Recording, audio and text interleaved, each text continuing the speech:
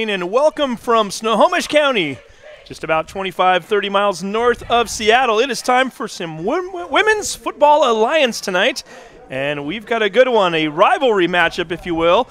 The home team, the Everett Reign, taking on the Portland Fighting Shockwave. Both teams 4-1 on the season. Both teams hoping to come away from tonight's game with a 5-1 record. Good evening, everyone. My name is Steve Willits, along with Alex Clausius, who literally just filled in at the last minute. We had a little mix-up and miscommunication tonight on our broadcast, and I called Alex, and he hopped right over here. So Alex has done some high school games in the area. And, I have. And so you're a little versed in football, but just not Women's Football Alliance, so we'll get you there. This is new to me, but I'm really excited to see this, and I'm looking at some rosters right now, and I'm excited to be here. We're excited to have you, and we appreciate you coming at the last second. And, of course, the 5-tool player, Todd Elvick, at the controls. More than 5 tools. There's a mysterious 6th tool in there. I know it. Do we know what it is? We're going to figure it out by the end of the night, maybe. Of course. He's a little bit of a he's a Swiss Army knife. He's a utility player. He's pretty much every sports phrase you can think of to go along with that. And you know what else he is? He's producing this game tonight, and we are ready to roll. The home team, the Everett Reign, about to kick off. Players are now on the field. And handling the kickoff duties tonight, Ashley Simmons.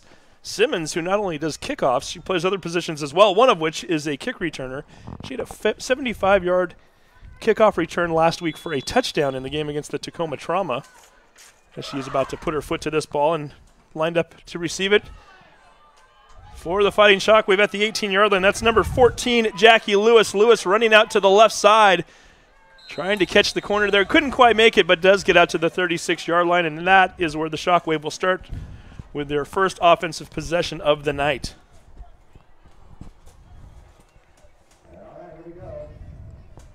Again, the season starting to wind down for both of these teams.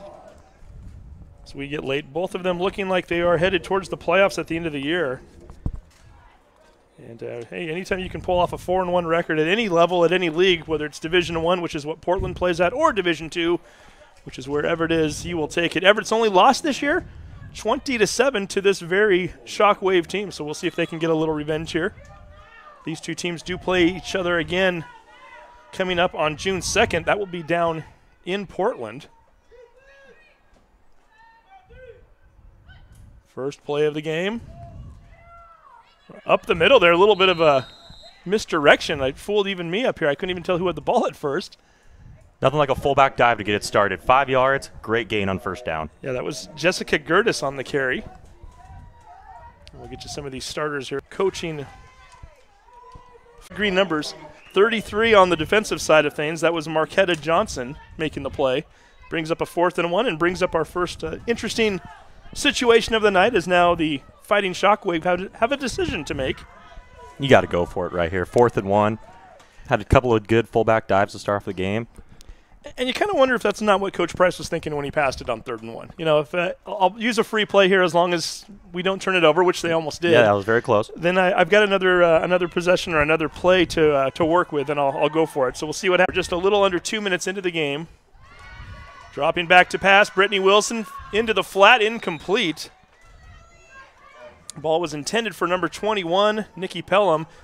Should mention that Wilson starting her 2nd game now in for the injured Michelle Walsh, and Wilson looked very good last week. I think we saw a little more of a passing game than we're even accustomed to seeing. She's 7 for 12, I believe, on the years we look for. 7 for 12. There we go. So a nice percentage there. She threw for a touchdown last week. Really got things going at times for them. They still want to. Who knows? Interception game of the year. Ball bounces back to Wilson. Wilson picks it up, and down she goes. She is sacked back behind the midfield line. That is number 4, Devin Kuntz, who's coming in to make the tackle. The defensive end from University of Central Florida. She's a little ways the pipeline from Florida. Yeah, I guess so. It's making its way up to. Short drive there, Central Florida, all the way up to Portland, Oregon, I guess, huh? Then up here to Everett, Washington. And we just talked about Amelia Carr. Now she's going to drop back to kick.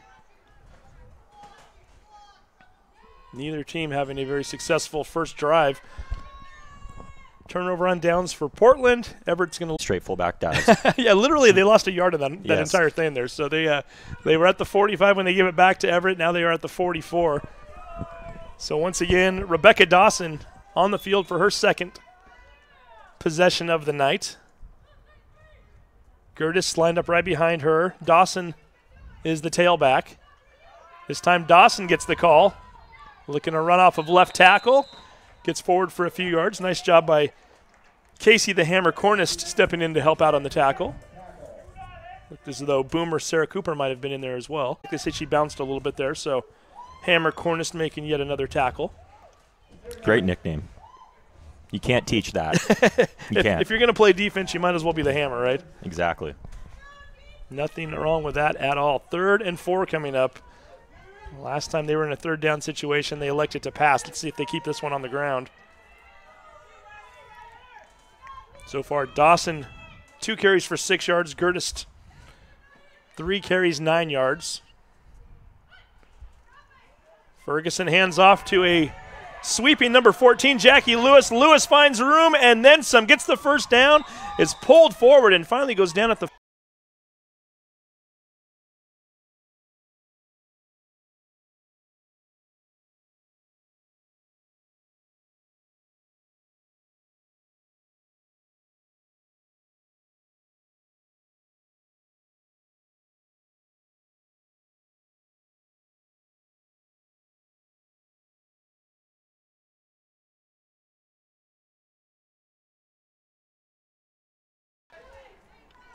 Veronica Ferguson once again brings the team up to the line. Right hash. Team is heading towards the west end of the field.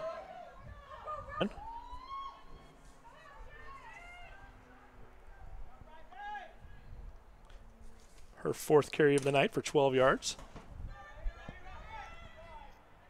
Clock showing 8:50.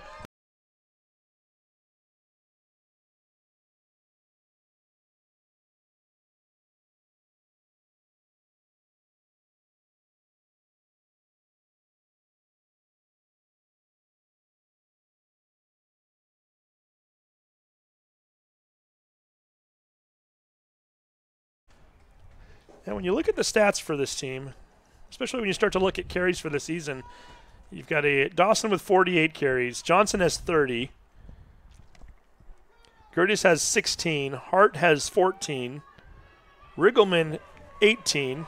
Jasmine Rodriguez, 26. So they like to mix it up a little bit. They're going to use a number of different backs. So far we've seen 3 different ball carriers tonight. Actually make that 4 different ball carriers with Lewis on the sweep. And now we're going to get a pass attempt.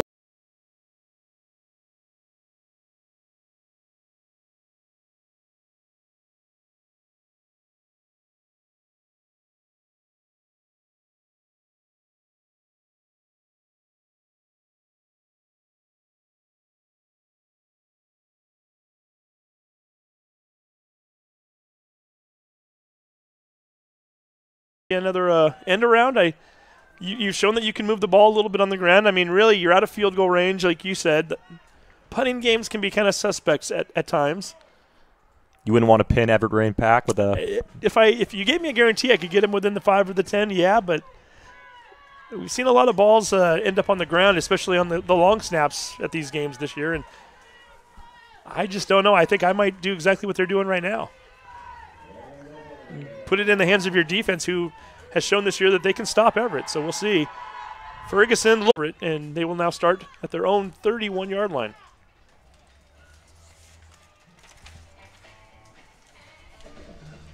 And with that, we'll take a quick break. You are watching Women's Football Alliance on STSPN.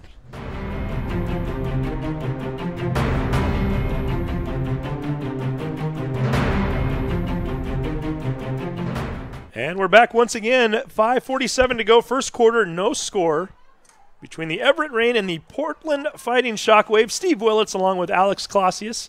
Todd Elvick also. And Butler making a nice tackle there, and that's going to be a 3-yard loss on the play. So it's been a little bit of a struggle here thus far for the Everett offense. Minus 11 yards on 4 offensive plays so far, going the wrong way. Their best play has been an incomplete pass, so we'll see if they can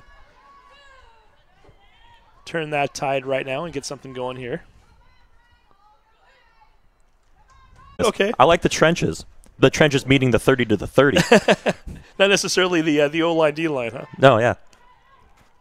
I like the running the ball, and I want to see that one big play to really either change field position or lead to a field goal, touchdown, whatever it would be. Well, if you love 30 to 30, then you are getting exactly that. I don't think we've had a play that's been snapped outside of that yet. Wilson scrambling around, puts her shoulder down, and not far enough there as number 9, Holly Petrie, comes in to make the big stop. And once again, we're going to get a loss of yards. The official was holding up a third down marker. The marker on the sideline showed second down. We all have fourth down up here. Yes, Finally, they're going to correct it. It was a 10-yard loss. And not even a 10-yard loss. They have 4th and 19. It should be more like 4th and 12, I believe.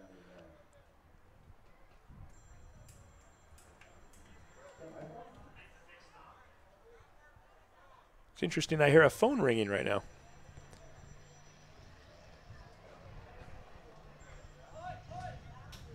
That was Beetle mode down below. And it was going all throughout the PA system right at the time that the referees and the coaches were on the field. So I couldn't tell what was going on there. I thought maybe we were getting a call from the replay booth, and I looked around here, and there's nobody in a replay booth, so I know that's not the case. I think that's new for STSPN, the replay. So, something new we're trying this year. Let's see if Everett can get a good punt off. Switch field position. Yeah, Amelia Carr, the last kick, not a good one at all. Really not her fault, though. The snap was really low. This time she gets a better snap and a better kick. Fielded at the 45-yard line. That's Haley Pettit.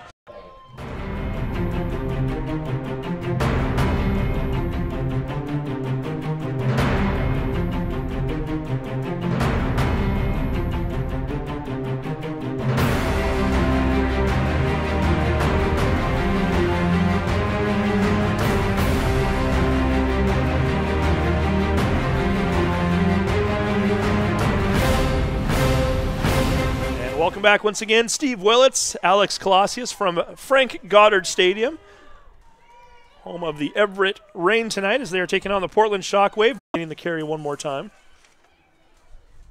Gerda seems to be good for 3 or 4 carries every pop she gets, other than when she's running it on 4th and 1, I suppose. So looking at her stats thus far, get her down for 22 yards on 6 carries. I'd just keep on feeding her. I would too, the way that looks right there.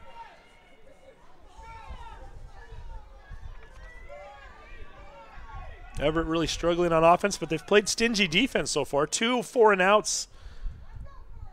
I shouldn't say first possession was 4-and-out. Then they gave up a couple first downs before for a first down. Ferguson bringing the play in one more time. She's 0 for 3 on the night passing. Gertis behind her. Dawson once again in the tailback position. Receiver lined out to each side. Tess Bear, the tight end, wide right. And this time they're going to go dive one more time.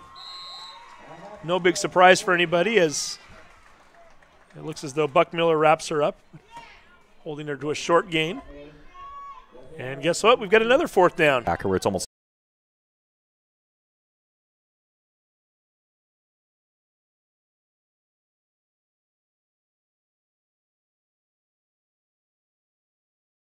Just with a few passes, even though they haven't had much success.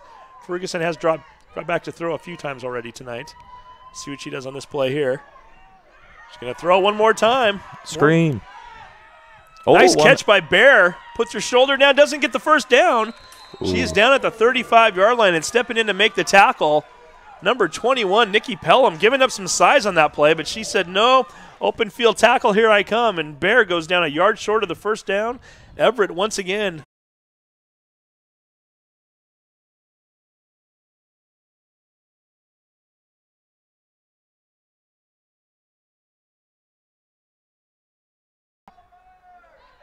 For the Rain. And with 35 seconds to go in the quarter, we're going to get a timeout. I think Billy Russo saw something he didn't like and started yelling from the sideline, and we'll take yet another quick break. You're watching STSPN.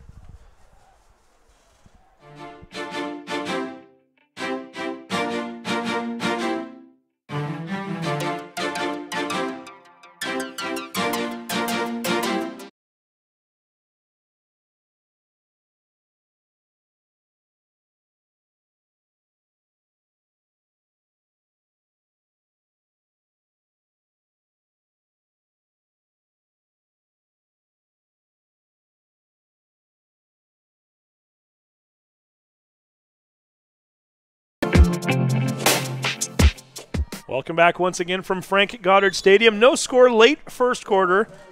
The Everett Rain with their third possession of the night. 1st and 10, handoff. Casey Cornish getting her first kick.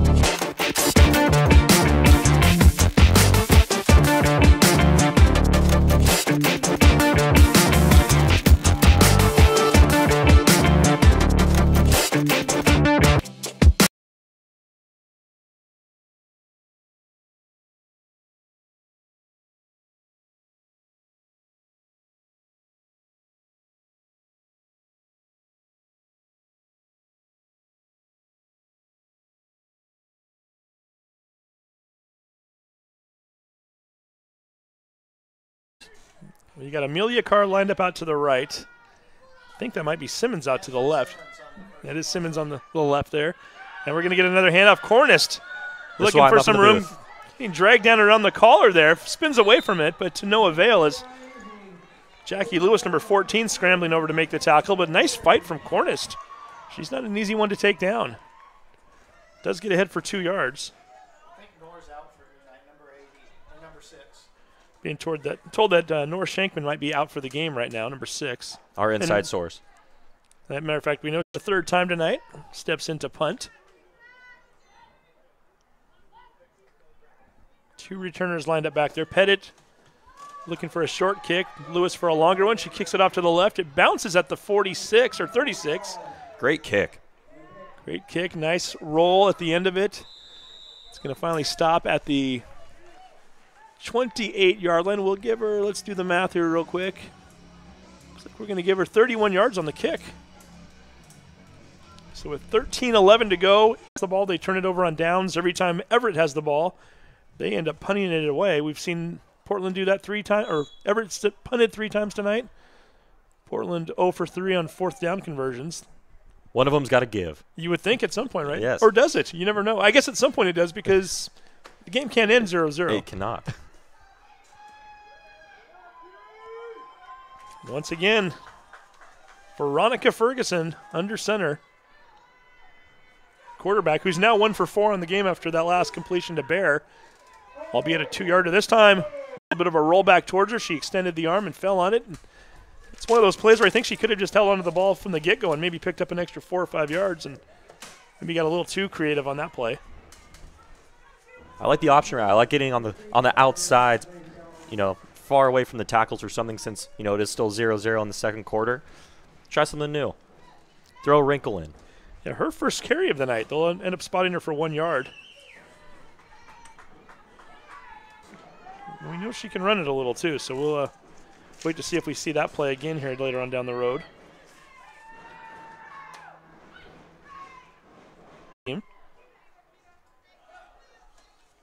Only Dawson's 3rd carry. She now has 19 yards. Mentioned earlier, she is their leading carrier this year in terms of attempts.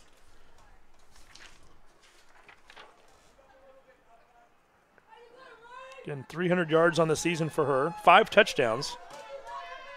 Her long run this year, 30.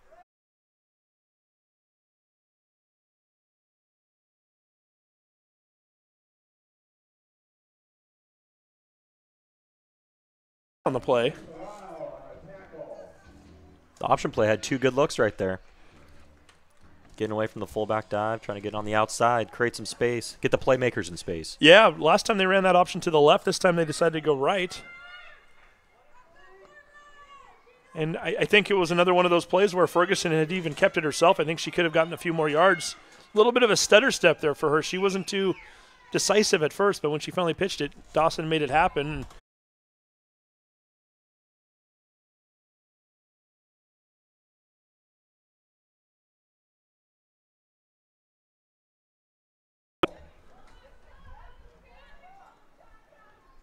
Nice job by Johnson there.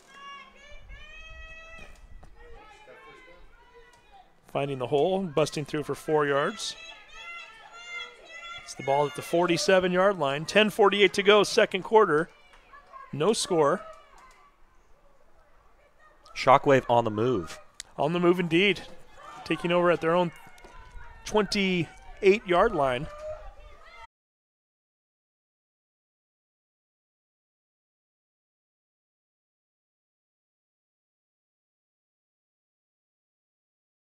Dolly is the line judge, and Clarence Eli is the back judge.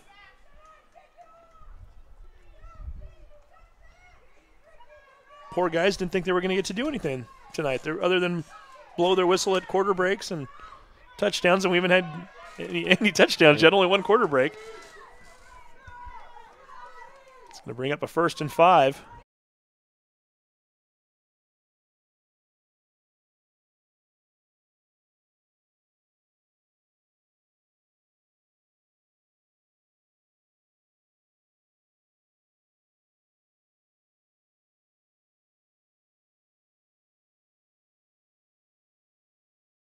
The rest of them are in 2-point stances, so you're not as low to the ball to start out. If I was the Shockwave, I'd run right at anyone else that's not in a 2-point stance, or that is in a 2-point stance. Gina Buckmiller in her normal spot down there on the line. Defense chant going right now is Beetle mode, getting the crowd all riled up. Fergus.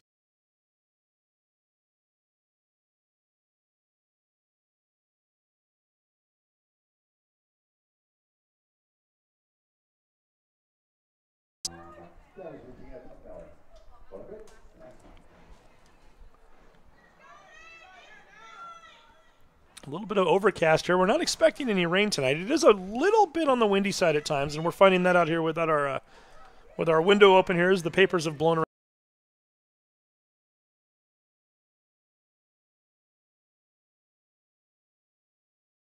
Overcast in the sky. It's like a Friday night. Yeah, a little bit like a Friday night, only a little bit warmer probably. A little bit warmer, a little bit lighter, but it has that football vibe to it, the weather.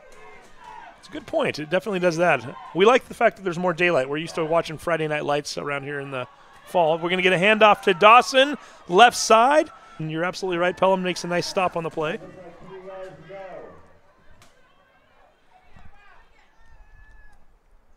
Give her a gain of 5 on that play.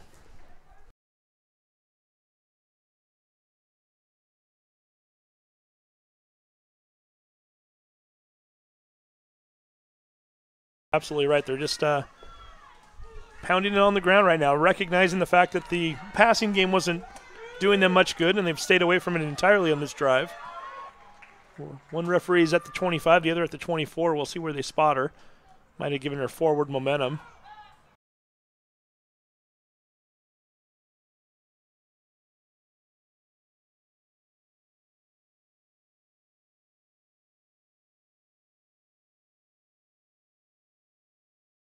The Everett Rain. Now the Rain looking like they need a little bit of a break right now on defense. The line getting a little worn down as the Shockwave are starting to flex in the trenches. And we'll take a quick break. 7:05 to go. First half, no score. You're watching STSPN.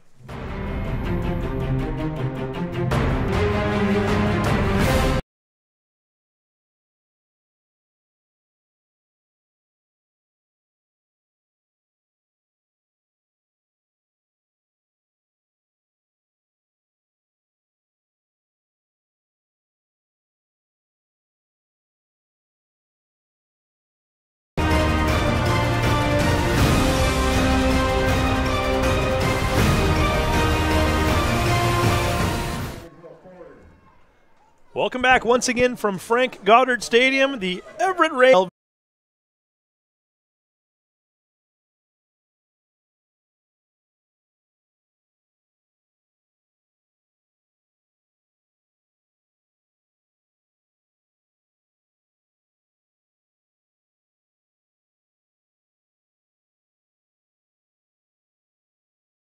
They haven't gone back to it since, but yeah, Lewis, Tess Bear, and Jessica Gertis all in the same vicinity. None of them coming away with a catch, and Shockwave, not enough arm on that play as it is thrown incomplete and brings up a 3rd and 10 and kind of questionable play calling there a little bit. Especially with surprised. with the run being so successful, getting them down there. But ultimately, maybe they saw something where everyone was trying to play down. They have had the first pass. They had 3 receivers open. This last one, Jackie Lewis coming out of a timeout, so you got them a little rested on that play, and there's no wear and tear on these last 2 plays. Timeout for the Shockwave. And we're going to get yet another break in the action. 6:53 to go, first half. We'll take a quick break. We'll be right back. You're watching STSPN WFA football.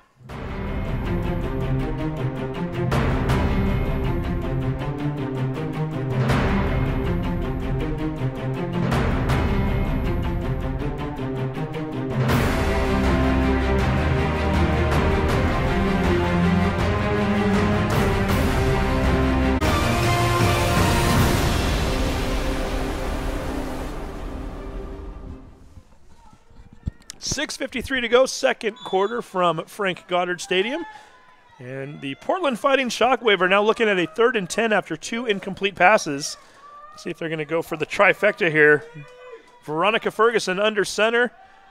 Handoff goes around to Lewis, sweeping around the right side. We're going to get a flag, so this one is probably coming back. Lewis does pick up enough yardage for what would be a first down. However, that flag was thrown right in trying to go up against Boomer Sarah Cooper. Cooper was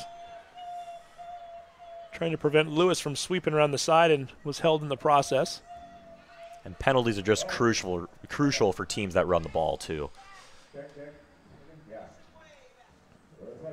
And that might be one of those plays where they didn't even need to commit the foul. I think she had a little momentum going already. I know Cooper does a nice job of playing that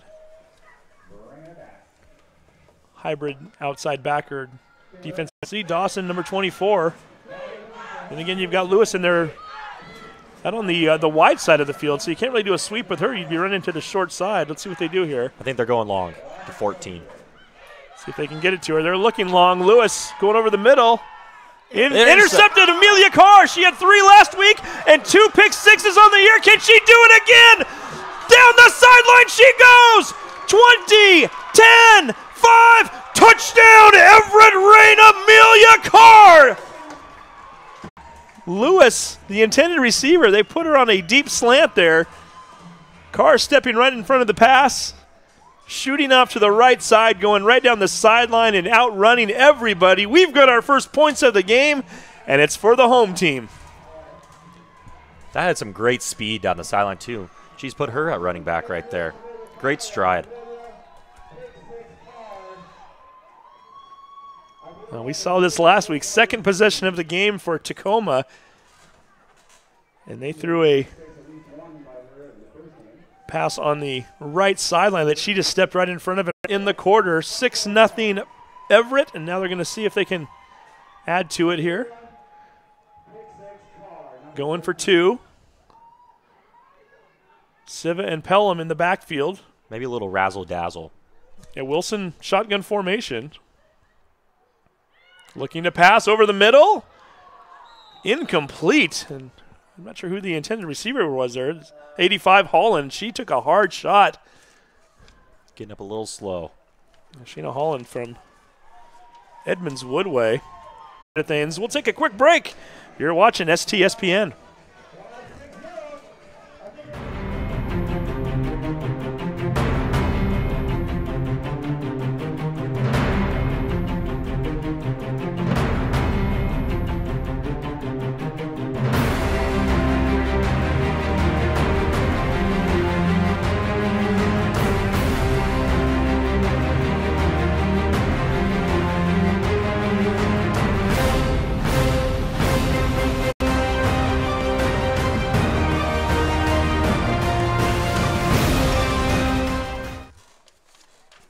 Welcome back once again to STSPN WFA football, and it's the Amelia Carr show on defense. Number 13 taking advantage of a pass over the middle, interception, 75-yard run back, and we have our first points of the game as doing a nice job of trying to get her team in better field position as Jackie Lewis on the return as she gets past the 45-yard line up to the 47. And that is where Portland really doing a nice job of controlling this game on the ground. And that last possession milking a lot of time off the clock, getting first downs with just running the ball left, right, up the middle. Finally, they get down to the 25-yard line. They decide to start becoming a passing team. 2 incomplete passes, made it 3rd and 10. They didn't get a holding call on a end around, makes it 3rd and 22. And then Amelia steps in front of the pass and takes it back to the house, and we've got a 6-0 game. And this time the quarterback's going to keep Petrie 2 for 8 on the year passing, so she doesn't have very many more passing attempts that Ferguson has. I think I might have just sent Ferguson back out there and start having her hand off and run a few more option plays, but they're going to put Petrie in for a while. Let's see how she does. Gertis with another fullback dive up the middle. This time gets ahead for 1 yard. I think that might have been Holland with the tackle there, and it was. My motto for my life is, Steve, if you have 2 quarterbacks, you have no quarterbacks. Well, we'll see if the Shockwave agree with you here, as we'll continue to watch that situation. I guess when you're... Looks like she is sitting on the bench. Ferguson is, or Pettit rather, is 2 inches taller and 50 pounds heavier than Ferguson.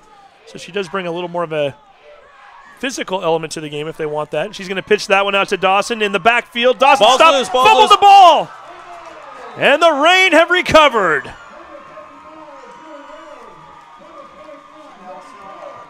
Silva gets the fumble recovery, and the Reign now will have the football at their own 40-yard line. Already up 6-0 with 5:04 to go at the half, but 3 times now they've turned the ball over on 4th down. They've thrown an interception, and now they've fumbled. They've managed to move the ball at times, but have nothing to show for it on the scoreboard. See if the momentum continues to go in the favor of the Reign. Again, the offense has struggled the entire night thus far. Brittany Wilson once again in shotgun. We've only seen 1 pass attempt so far from Wilson tonight. I thought I was going to get it with the spread formation coming out. Albeit she's dropped back to pass a couple other times in which she's been sacked, so we'll see if he can do something there. Holland now playing inside the slot there. A nice big target for her. Let's see if they want to utilize that. Amelia Carr, she's got one-on-one coverage out here with Jackie Lewis on the right side. Let's see if they might want to take a shot there. Out in the flat, dangerous pass. Holland gets her hand on it. Incomplete. Second incomplete pass of the game from Wilson. Brings up 3rd and 11. Also stops the clock. 4:11 to go in the half.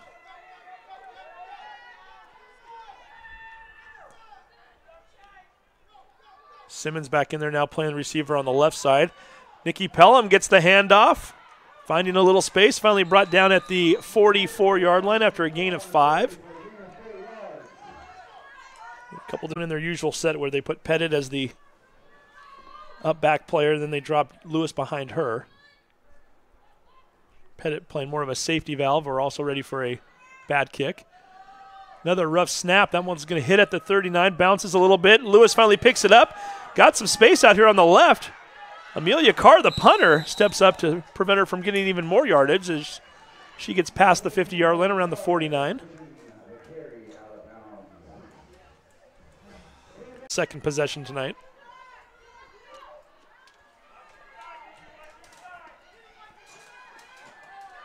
Lined up right in front of us here in the south end press box. Pettit looking to pass over the middle. Floats one, or was trying to float it down the field. I don't know if that ball slipped or what, but she was looking to throw that ball deep. She needed to throw it about 25 or 30 yards and kind of sputtered and went into the ground about 12 yards down the field. Yeah, great by number 33, Marquetta Johnson. Great coverage. So number 9, Pettit with her first pass attempt of the game being pounded on right now. Don't let the camera angles fool you. We're sitting on the side of the field where all the fans are sitting, so there are more than 5 people here. And Johnson trying to find room, does not, as Buckmiller steps up and drags her down in the backfield. A loss of 6 yards on the play. So they'll give her a little momentum. We'll call it a loss of 5. Very close to a horse collar tackle right there, though. Clock continues to run, 2:44 and counting. We're going to go back to Coach Clausius. Oh, man. My bag of tricks for about a 3rd and 14. Or the triple option set. Maybe watch number 14, Lewis. She's lined up out to the left. Again, short field on the other side. I think I might have put her on the other end of the field and had her run this way. They're going to drop back to pass again. Petrie getting blitzed. Cooper putting pressure on her, grabs a hold of her, forces her to throw out of bounds. A nice job by Boomer. Sarah Cooper applying the pressure to Petrie. And we get a very late flag that was just thrown.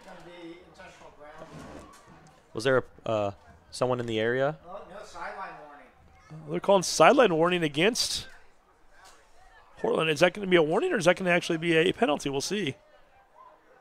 Sideline. Not standing within the blackened off area where they're supposed to be designated to stand. And we're going to get our first punt of the game from the Shockwave as Tess Baird drops back to kick.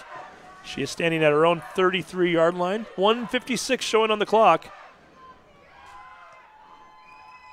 Nice kick towards the sideline. It bounces out of bounds. Let's see where they spot it. And they're going to put it. Oh, they're still walking it off. Apparently the 35-yard line, so we'll call that an 18-yard.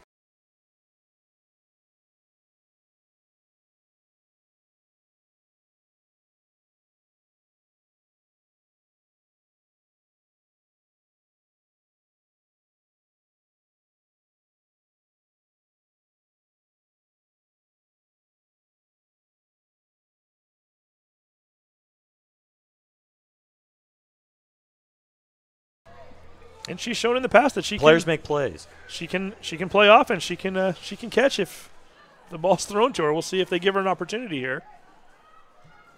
Second on the team in target. As the Hammer getting it done. Casey Cornist giving the Reign their biggest offensive play by far of the night. Did that get them into the positives?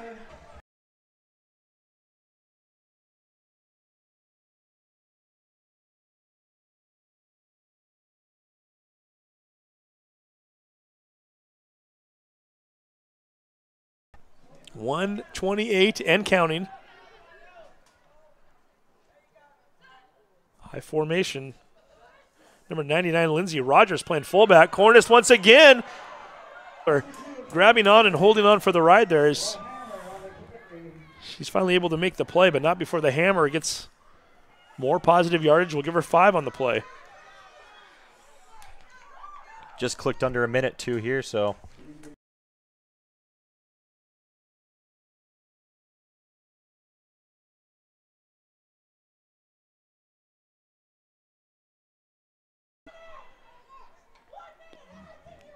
One of the chains was in the wrong spot. Now they've got it marked properly. 34 seconds. I'm out left. As Pelham gets 2 yards. 17 seconds and counting now on the clock. 3rd and 4, but really the yards to go don't really even matter at this point with 8 seconds showing on the clock and counting. They want the lead going to the half. What's wrong with that, though?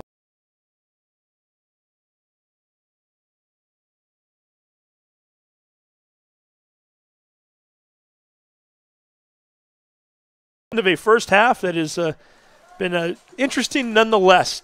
We've had a lot of defense. I don't know what's up with Nora not being playing tonight. Yeah, no, she's in the street clothes down there. I mean, she wasn't hurt last week, so. Let's see, I gotta shoot a couple texts down here. It's crazy. I think football's only like, what, 2-3 months away now? Yeah. Well, I mean, the season starts in, 3.5 months, so. Yeah. I know your coverage. Spring ball too. Yeah, spring ball. Yeah, all those camps and stuff. Hey, we got baseball, though, in 4 weeks. Yeah. You excited? Oh, yeah. You ready? Dude, it's a long. I'm sure. Are you going down? Yeah. Can you bring me a dog? Yeah. Don't put anything on. Just raw dog. You don't want anything at all? No.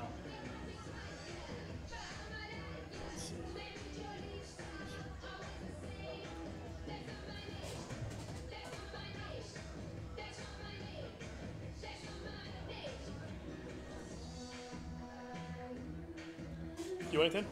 I'm good. I've had my hot dog filled today. Yeah, because they were selling at the. No, it was open, or I just go in there. That's the only thing they had to See, eat. That wasn't like candy and stuff, so I had my hot dogs. So you'll take it. I'll appreciate it. To support. Absolutely. No, because I've been watching your. Well, I watch Prep Sports Weekly every week on Friday mornings. I drink it while I do my stuff, but I've been watching it via you guys. I really like the in studio thing to see all the kids and stuff. I think it's pretty cool.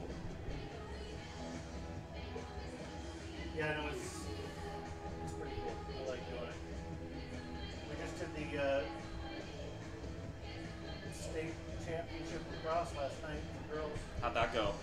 So Yeah. we did the semifinals on Tuesday, and then the championship last week. The snot out of them. Yeah. Is the boys lacrosse season like the same parallel time frame as the other one? Fairly, they're in the playoffs now. Oh, okay, so they're a little behind. Yeah, I think they make it so that and we don't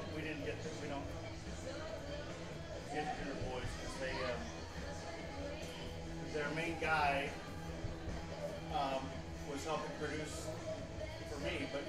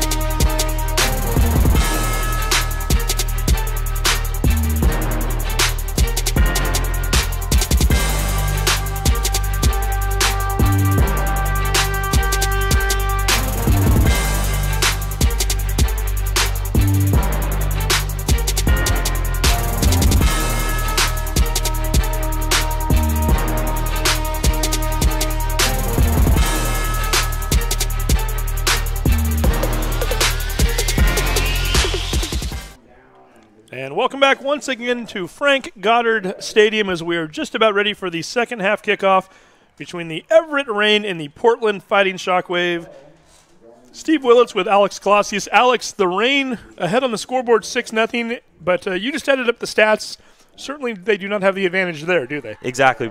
There was a 19-yard run at the end of the first half, but by Casey Cornish. She is leading with 4 rushes for 27 yards, followed by Chanel Silva, who actually has -1 yard, and number 21, Nikki Pelham, has a yard, and also number 43, Brandy Ride, has a yard as well, and quarterback Brittany Wilson, 0 of 2, which means no yards. So let me see if I can get my math straight. 30 yards of total offense for Everett Reign. Yes, so right around there. Fortunately for them, they have a 75-yard interception return for a touchdown. Difference in the game thus far. And how many yards does Portland have right now, do we know? Portland together, around 83 yards and a 2 yards through the air. Oh, and we get an onside kick there. I looked down momentarily, and all of a sudden the ball was sliding along the ground. And guess what? Our first trick play, and Portland recovers it. Nicely done as they kick. More of a squib kick. Squib kick down the right sideline there, and it looked as though that was Lewis that went over there to jump on it. And again, I looked down as soon as I went to the ball was kicked into the air, and I thought I had about 2 seconds to do so. And all of a sudden, next thing I know, there's a play happening across from us there. And Portland all of a sudden down by 6, and they are in business here. And one thing to note, Petrie is back out for the second half, so curious to see what happened to Veronica Ferguson. Yeah, Ferguson, we have yet to see her since the interception return for a touchdown. And we're now experiencing rain as, well, you and I are not. We're up in a booth, but the field is now getting up in its equipment. That would be better for her anyway. And coming on to take her place, getting out there very quickly, was Jennifer Reynolds. 2nd and 8. Petrie hands it off to Dawson. Dawson right up the middle. Tackle down around the ankles, picks up 2 yards. Looks as though we might have an injured player there is Nikki Pelham, who made the tackle there. It's a little slow to get up as she might be holding her wrist, it looks like. Appears to be staying in the game for now anyway. See if she can shake that off. Playing both ways, too. They're going to need her on the offensive end. Yeah, they've used her a couple different times on carries tonight. I think she's at her most valuable, though, on defense. She tends to make a lot of stops for this team. 3rd and 6. Dawson up the middle one more time. Nothing doing. Or might have got a yard on the play as she's wrapped up. And it looks as though that might have been, was it number 91? Let's see. Nope, that's Siva stepping in from that linebacker position, holding her to a 1-yard gain. So now we've got a 4th and 5 coming up for the Portland Shockwave. 3 carries, 5 yards here to start the quarter off. We've seen Everett turn Portland away 3 different times on 4th down so far tonight. Might we see a 4th? We will find out.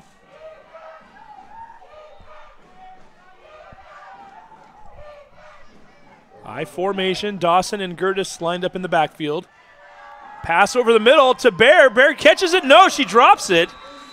Had it momentarily as she's dragged to the ground by, it looks like that was Forrest Larson, number 37.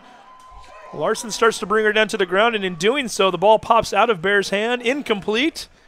Everett Reign football. I want to see how the Reign, R-A-I-N, affects how the running game. How the rain affects the rain. Exactly. I see where you're going there. A slow mist brewing here at Frank Goddard Stadium. Yeah, the cloud's getting a little bit darker over us here. Not a heavy rain right now, just kind of a light sprinkle. But with running the ball every single play, want to make sure you hold it high and tight. We'll see 2 receiver set. I formation for the Reign right now. Cornish gets another carry and doesn't find much room as she gets stacked up at the line of scrimmage. Nice job by number 58, Kelsey Scredlin, to make the play. And this is looking more like the first half again.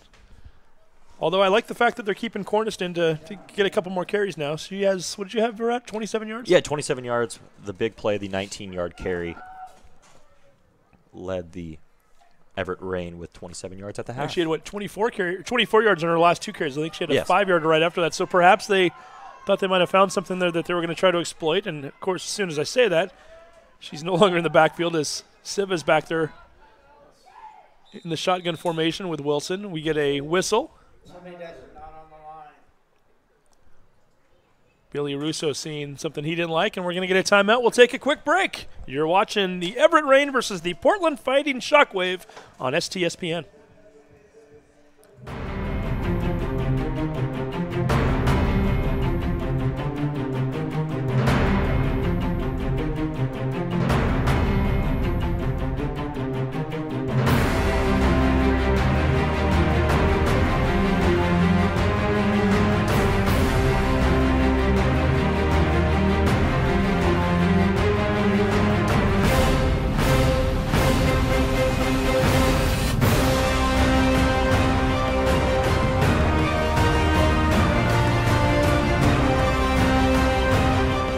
Welcome back once again to Frank Goddard Stadium.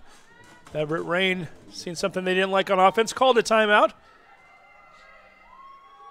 And we get a player in motion. That's Simmons. Simmons is going to take the handoff. We mentioned she had a kickoff return for a touchdown last week. Not finding much running room this time there as she is brought down in the backfield. Number 36, Tess Bear, initially stepping up to make the stop, and then gets a little help from Haley Pettit, number 3, the safety, coming up to make the play as well.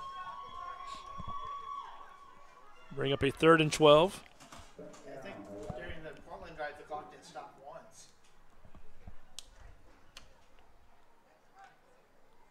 We've got a 3rd and long coming up. Carr splitting out to the right. Looks like Simmons out to the left. Seva and Pelham in the backfield. We're going to get a handoff to Pelham. Steps up to the line of scrimmage, shuffles out to the left, picks up maybe 2 yards. Gets back to the original line of scrimmage. That will bring up a 4th and 10. That was a tough 2 yards right there, too, on 3rd down. Nice patience by the tailback. Exactly. She comes up to the line, recognizes there's nothing there, kind of tucks in behind everybody, and then just shifts out to the left there. Nonetheless, it keeps the clock running. We're showing 5:58 left in the 3rd quarter. And also, too, it's 2 yards. Punt the ball. The Shockwave have not had the best time on offense scoring the ball because they are shut out. And Carr's kick goes to the 41, fumbled there by number 14, Lewis. She's able to dive back on it, so that'll put her at the 43. And there's a flag on the play. Back at the 35-yard line where the Rain were kicking from. Right in the trenches there from the kick. We'll see what they call here as the referees are conferencing right now. Again, we read these earlier, but we'll mention it one more time. David Sather is our referee tonight. West Hanlon is our umpire. Rick Hecht is our linesman. Mike Dolly is the line judge, and Clarence Eli is the back judge.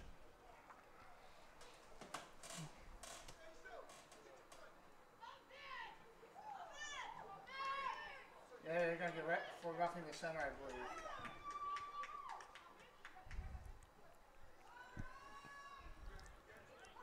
Hands to the face against the Portland Fighting Shockwave. That's an automatic 1st down, so they are waving the Everett offense back onto the field. 36.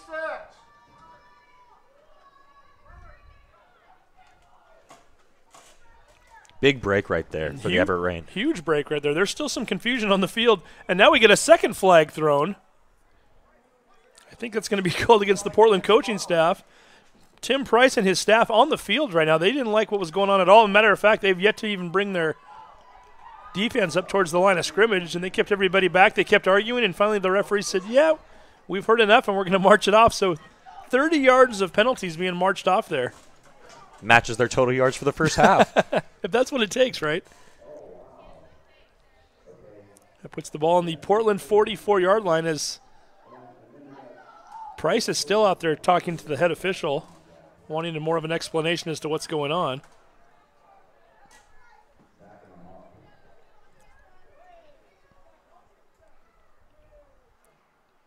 See if he's getting the definition. He's definitely not getting what he's wanting to hear out of the referees. Certainly, if that were the case, he would have been off a long time ago. Really, hands to the face is pretty self-explanatory. If they're calling it on you, your hands are definitely not in the right place. They are not where they should be. Now what? More back and forth in a game of tennis. I'm going to take off one ear of my headphones here to see if I can hear the conversation on the field.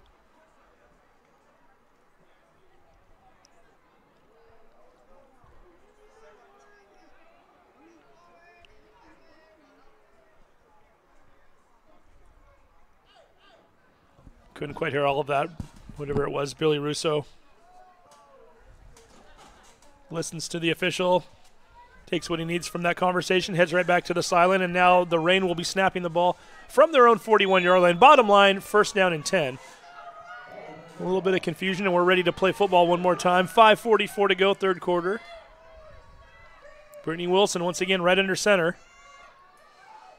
A little bit of a delay there. There's some uncertainty on the snap. Cornish looks to run out to the right. She says, if you're going to tackle me, you're going to pay the price on the way down. She gets into it a little bit there with Jacqueline Butler. She looked she looked more like the tackler than the running back there, as she and Butler have had a few vicious plays together tonight so far. Very physical runner. Like right now, the clock's running. Nobody's signaled to stop the clock. So it's going to be a loss of 3 on the play. Brings up a 2nd and 13. That'll hurt the average for Cornish, right? It will. Like the fact that they're continuing to keep her in there, though, the way she's been running the ball in a physical football game like this, where every play could be the difference between winning and losing right now. Yeah, it is still a one-possession game, too. One possession, nothing else has really worked on offense tonight. Now they're going to line Cornish up out to the slot there on the left side. She and Simmons are spread out there, where Carr is on the right side, on the short side of the field, matched up against Lewis one more time. And now we're going to get a whistle from the back judge, a delay of game called. This game was kind of moving right along there in the first half, and all of a sudden in the second half we're getting yellow laundry on the field and conferences, everything else, and kind of hurting the flow a little bit here, so to speak, but hasn't changed the outcome or the score whatsoever. And penalties, sorry about that, but penalties with a run main offense. Wilson looking to throw over the middle, finds Holland, makes the catch, gets ahead to the 41-yard line, a gain of 8 on the play. First completion of the night for the Reign.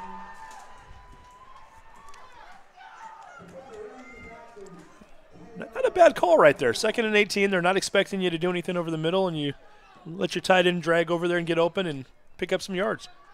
Especially how that was their first completed pass of the game, too, as well.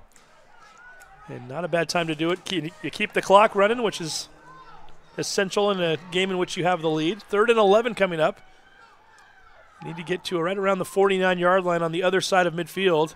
Wilson rolling out, throwing into the flats. Dangerous play. And Cornish almost had to become more of a defensive back than a receiver on that play, as the mystery 84 player steps in front of it one more time. Talked about her in the first half, a player we don't have on our roster up here. This is a big kick for Amelia Carr right here. Really need to flip the field. Big kick for her, and the snap needs to be better. And it's been better the last few plays, so we should point that out too, as I believe that's number 57, Kalia Hollis, who's doing the snapping. First couple times tonight, there was a little bit of a struggle there. Nice kick. Gets that one booming off to the left side. Bounces at the 33. Goes all the way to the 28, where Lewis will field it. Gets dragged down immediately for no gain. Looked like that might have been Simmons on the tackle, if we think that was. Great punt coverage. You called that one. We needed a big kick, and we got one right there. So well done by her. About a 33-yard kick with no return. Got the We Will Rock You playing down on the field right now.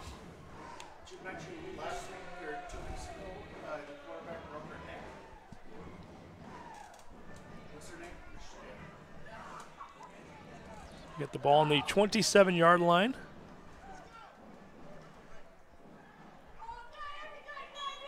Shockwave once again sticking with Petrie. The 1st and 10. This is one of the worst field positions that we've seen so far to start off a drive for the Shockwave, is Holland dragging down Dawson from behind, but not before Dawson picks up a gain of 5 yards on the play.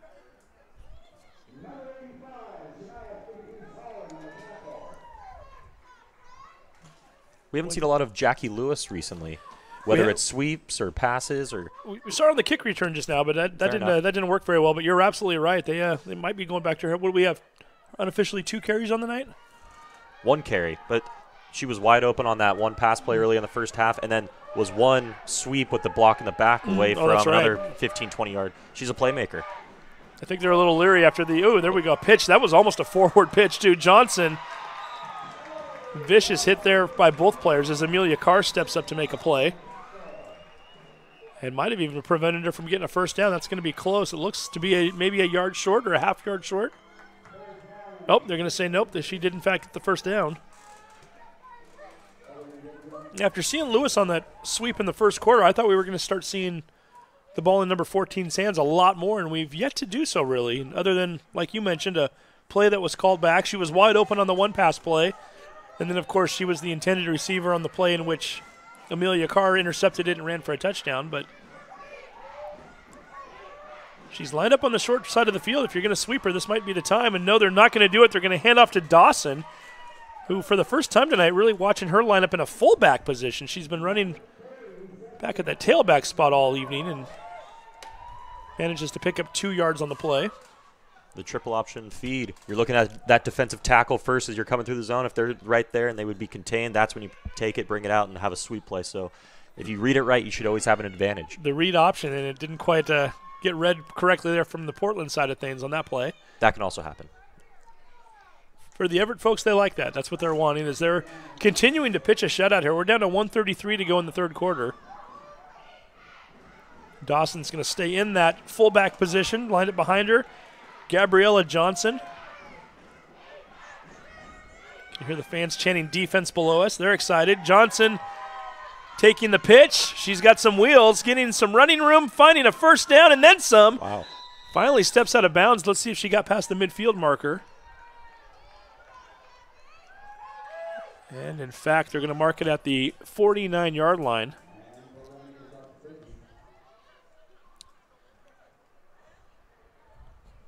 Give her a gain of 12, I believe, on the play.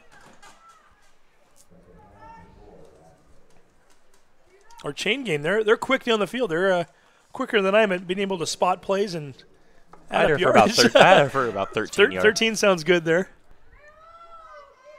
I'm used to planting my eye on the yard marker to get the yards afterwards, and by the time I look over there, they're halfway down the field.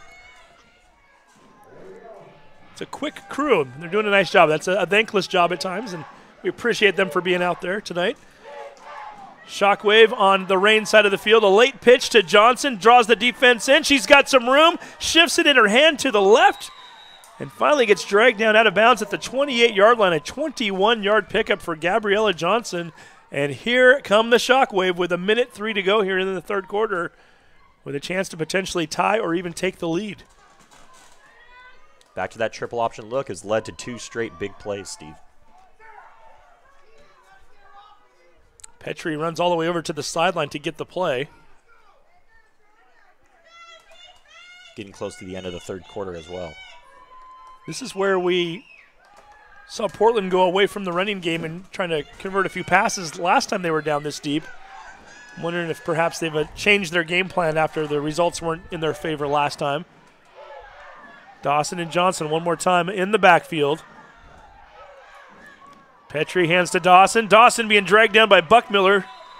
Petrie kept the ball. Nice job by her to deceive the play-by-play announcer as Petrie runs off left tackle and picks up a couple yards in the process. Might have been Boom Cooper on the play. Boomer Cooper, I should say. Sarah Boomer Cooper. Playing at that defensive end position.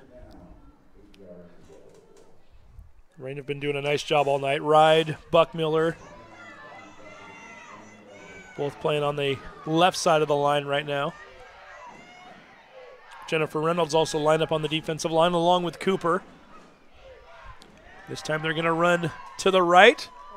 Johnson finds room. Flag being thrown in the backfield, so this one might be coming back. Cooper gets drilled at the 6-yard line. Was that Amelia Carr that stepped up there? I couldn't tell who that was. I believe so. In fact, it was Amelia Carr's. I felt that up here in the booth. Carr laying the boom on Johnson there, but I think this one might be for naught as that flag is thrown right at the 26-yard line in what is normally Called offsides. Oh, they called offsides against Everett, so that play will stand. About a 20-yard gain. Yeah, they went from the 28 to the 6, right? So another nice big gain for Johnson. She's starting to Rack him up. rack up yards and get her legs going here late in the third quarter. The clock now showing 8 seconds to go. So this should be the last play of the third quarter. Question now becomes, will we be looking at a 6-0 game when we go to the fourth? Or perhaps will this be the play where Portland finally gets themselves on the board tonight? Dawson continuing to play that fullback position. Johnson right behind her. Handoff goes to Dawson. She's thrown back down to the ground. Nice job by Brandy Wright to make the tackle, and that should be the end of the half, or the quarter. Clock had actually gone to triple zeros even before the play was snapped. I don't know if the referees have noticed or not that the quarter has ended. They have not. They must be Clock, on the field. unless they're keeping the clock on the field, as we're now suspecting up here. The clock's showing 69 minutes and 43 seconds, so we know that's not correct. That's a long third quarter. It did tick down to triple zero, and now it's showing 15, so let's see if they... Just reset it. So. Clock's been reset up here. We'll see if the referees have noticed anything. But right now they're going to continue playing here in the third. 2nd and goal. No. Fake the handoff. They pitch it. That's The a ball's fumble. live on the ground. Johnson scrambling for it. It's still on the ground. Petrie might have come up with it, and I believe she did. It's going to be back down at the 13-yard line. A loss of 7 on the play. That's a big mistake right there. Huge Big mistake. fumble. They had a little bit of room there, too, as initially they faked the handoff to Dawson. Petrie rolled out. It was Petrie and Johnson who essentially were going to try to get into the end zone together, and Petrie just threw that one nosedive right into the ground, fumbled, and 7 yards back later, they were looking at a loss of down and a 3rd and goal from the 13. Thinking the 7 minutes wasn't right.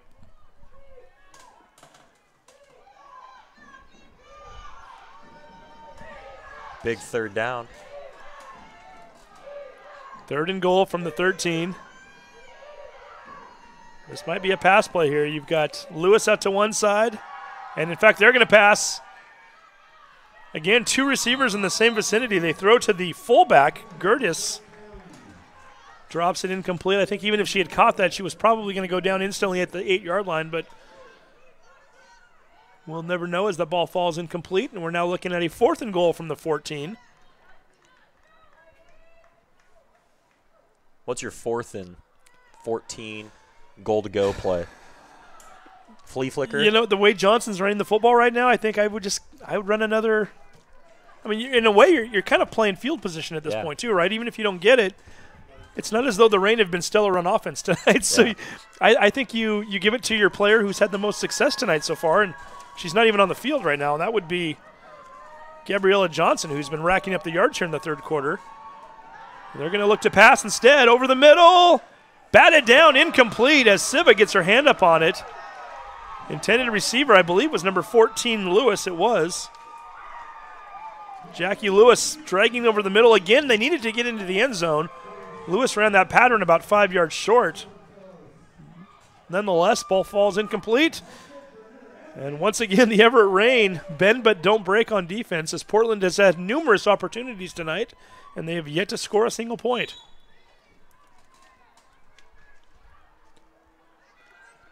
And we have definitely decided that the official score keeper is, or the timekeeper is on the field. We kind of wondered about that earlier. After 5 offensive plays into the game, or into the third quarter, clock was showing 8 minutes left, which we knew it wasn't quite that much. So I think we're keeping that on the field right now as we're still in the third quarter. Casey Cornest once again puts her shoulder down, knocks down one would-be defender, and finally gets ahead to the 19-yard line for a gain of 5.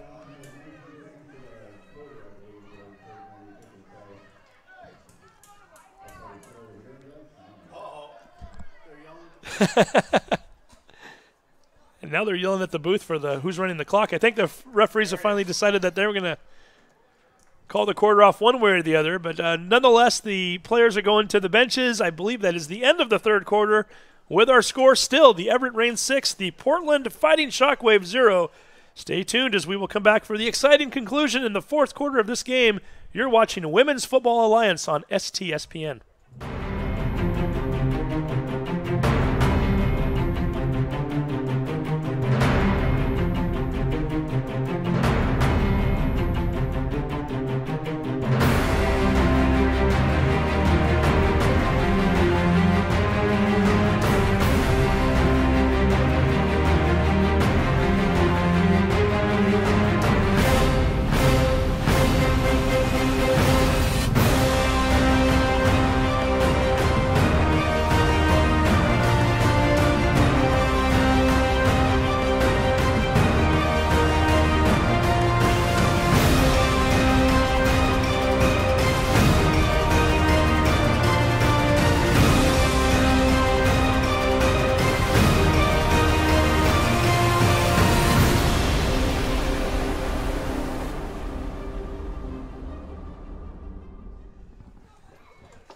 Welcome back to Frank Goddard Stadium. 1 quarter remaining as the Everett Rain looking to avenge an earlier loss this season to the Portland Fighting Shockwave. And so far so good, 6-0 lead, and they've got the football. 2nd and 5 at their own 19-yard line. If you're just tuning in, the only score of the game so far, a second quarter interception from Amelia Carr for 75 yards. Nice job as Chanel Siva gets ahead to the 28-yard line for a gain of 9. We haven't seen Siva carrying the ball much in the last quarter and a half or so. Nice to see number 10 back out there. Nice 9-yard gain, getting a first down, move the chains in that fourth quarter that just started too. Move the chains, keep the clock going. Win the field possession game, which you're not right now with the ball so deep in your own possession, your own territory. And Brittany Wilson continuing to be a field manager. We mentioned earlier she is in for the injured Michelle Walsh, who injured her neck a couple of weeks ago in a football game. No. 1st and 10 coming up. Pelham in motion. Hand off to her as she sweeps from left to right. Spins out of one tackle, gets forward to right around the 31-yard line. Might have picked up 3 on the play. So we're starting to like what we're seeing here now. A 5-yard gain, a 9-yard gain, a 3.5-yard gain. Things we weren't seeing in the first 3 quarters from Everett. So perhaps Portland's defense maybe starting to wear down a little. I think it's kind of the creativity of the play calls right there. We had a stretch play getting outside. We had a sweep play getting outside. I don't know why. I'd love to see Amelia Carr, though. Wildcat quarterback. You've been calling for it all night. We Yeah. haven't seen it yet. We haven't even seen Amelia get an attempt offensively at all of any kind yet, so we'll see. We know what she can do with the ball in her hands, right? We've seen it tonight with the interception return. Nikki Pelham, nice job. Finding running space, a late flag coming from the back judge there. As Pelham fights her way all the way forward to the 41-yard line. That one might be coming back. We'll wait and see. It's holding, but it's very far up the field.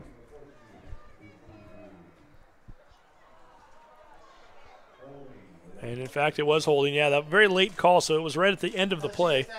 You're not supposed to call it when it's out far away from the play. They're going to march that off. It's a spot foul, so we'll see where they end up putting this. Put it right at the 30-yard line, so really a loss of 1 yard on the play. It'll keep the down, so it should be 2nd down and 8 right now. The young man holding the marker on the sideline finally corrects it. There we go. Actually, it's a girl. Oh, that's okay, young lady.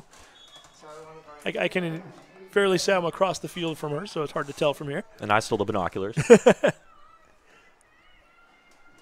and 8 coming up.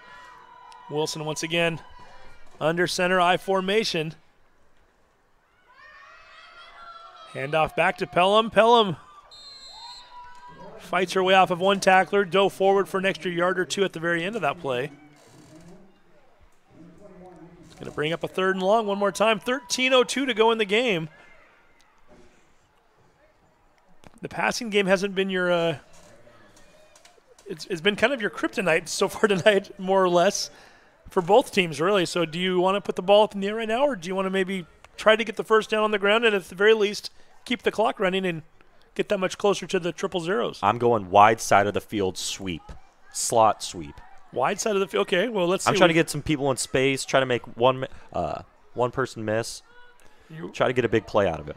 That would be Holland over there right now. She's on the short side, so she'd have to go through. They're going to run Pelham over to the other side there and give it to No, they're going to give the one to number 99. It's Lindsey Rogers getting her first carry of the night. Trying to catch everybody off guard there. Rogers might have picked up a yard on the play. And I would assume right now that Coach Russo is going to decide to punt, and in fact he is. Oh, here's a call for you. You've been wanting Amelia Carr to have the ball in her hands all night. This is it. Hey, fake punt? Is this a chance? More a little bit of a rugby kick. She's got 3 touchdowns as a defensive back this year already. Oh, the ball is snapped high. And we're going to get a kick right at the 48-yard line. Fumbled muffed and recovered. Siva falls on it. Rain football. We do have a flag back down here. I wonder if it's going to be roughing the punter or something along those lines. It's right about where the punter was standing, so we'll see. It's at the 26-yard line. That is a game changer, Steve. Oh, they're going to call a holding call against the Rain, I believe. They signaled towards the Rain, yet everybody's still standing around the midfield. Let's see what they do here. Oh, unless they were – okay, they called a holding call against the Rain. And said it was declined. They said it was declined, but unless it was on the kick and they said it was already in the air, I don't I don't think you can. They're going to re-kick it again, it looks like now, right?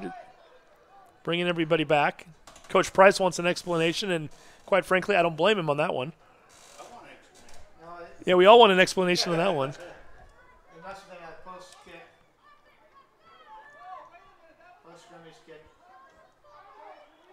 And now Coach Russo heading onto the field yelling at the referees.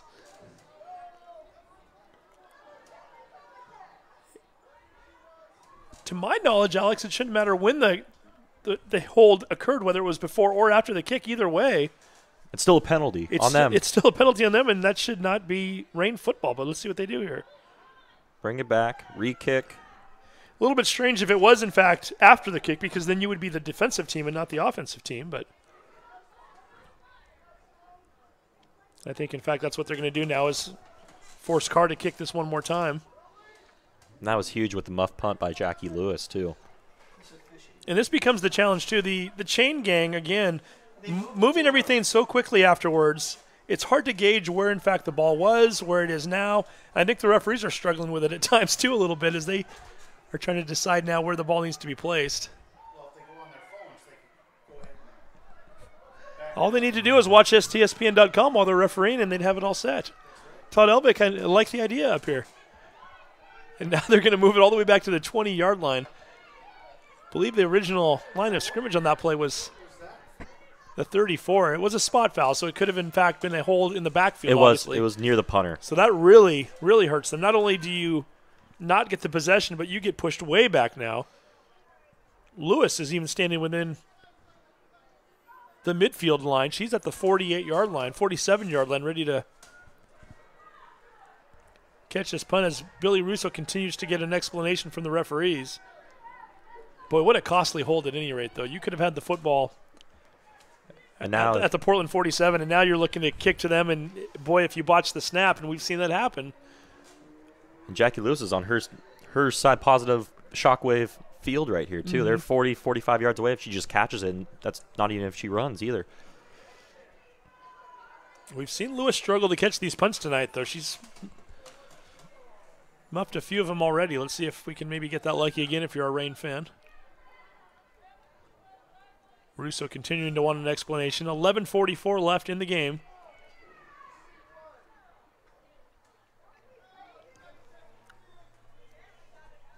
Russo still having a few more words for the referees.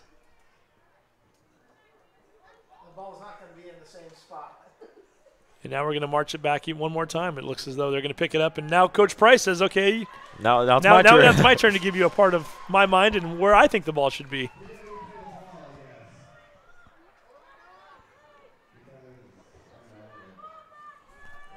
Beetle mode's even confused. Yeah, well, I think Beetle mode's been confused the entire game, but that's another story. Oh, he's agreeing with them now. The 12 fan down there who's been on the microphone the entire game. Take that where they originally spotted it, but then Coach crossed the radar. And now we're going to finally put it. Okay, it's all right. We're going to finally put it at the 30 and give this a try here. So it's 4th and 8. I still like the idea of Carr running it, but nice kick there. Spinning, and once again, Lewis fumbles it, picks it up at the 42, and is brought down immediately by Forrest We got Larson. another flag. And we have another flag, and this could be another 10 minutes. Who knows? Let's see if they can figure this one out quicker. At least there was no fumble on this play, so it'll be a little easier to decide what they need to do here. But let's see what they decide on here. And they call holding again. Down box and change and move. Flag back at the 29-yard line. Funny thing is the flag's back there, and yet nobody seems to be making any attempt to go back down the field. So we'll that was see. a great punt. That was a great punt. Yeah, even the trajectory and the spin on the ball, too. I mean, nose down. The way that was flying down through the air, nose down, it's see that a lot from the Australian punters nowadays. And the Seahawks drafting Michael Dickinson, who kicks a little like that. It makes it a lot more difficult for the returner to catch the ball. Yeah, the chains have moved, the umpires move. And we're bringing the ball back one more time. Making Amelia Carr really earn it. Giving both teams a lot of rest right now anyway. 9 seconds went off the clock on that play. Beetle mode, to quote him, "Oh no, not again." Oh, is that what Beetle mode? Okay, there we go. What do you think of Beetle mode's attire, by the way? Are you down with the lime green with the pea green? Top bottom? We won't lose him. No, he's definitely easy to spot. As are most 12 fans. Are we getting him on camera right there? Blue hat. He's got quite the ensemble going there. Carr with one more kick. This one spins like I don't know what you want to say that was, like a top almost. Takes a nice rain bounce and finally stops at the 48-yard line. A 33-yard kick with no return, so there's that. And finally, no laundry on the field. No laundry on the field, and we're ready to play football again. After all of that. See, now, if only Lewis had caught the first kick, which she would have been down right about at the 48, and they would have declined it, they would have already been here. This would have been 12 minutes ago now. And now we're finally ready to keep going here. So 11:23 to go. The Shockwave continuing to trail. They are 52 yards away right now from potentially tying this game up. And keep your eye on number 5, Gabriella Johnson. She picked up quite a few yards in the third quarter. Let's see if she can continue to run on this rain defense. They're going to try it. Sweep her on out to the side. Runs away from Holland. Stepping up his Carr. Nicely done. Open field tackle at the 49-yard line. Falls ahead to the 50. We'll give her 2 yards on the play. Gabriella Johnson, proud of that carry. Her last 3 carries have gone for 64 yards, too. You can see where they might want to go back to her. Oh, yeah. 2 yards right there, though. Not bad, as long as you're not negative. Johnson coming into the game, averaging 6.4 yards per carry. That was a lot of work for 2 yards, indeed, as Todd Delvig points out. A lot of pain, too, as she and Carr both hitting each other pretty hard. Amelia Carr, we talk about her abilities to intercept passes and run it back, but she is a force back there at the safety position, too. Does a nice job of stepping up and putting the hurt on people. Johnson once again sweeping outside. Hey, guess who's getting the tackle there? Carr along with... Couldn't tell who the other player was there. We were trying to find out who that was. Might have been Johnson on the play. It was. Or Forrest Larson stepping in there as well. Going to have a 3rd and 2 coming up.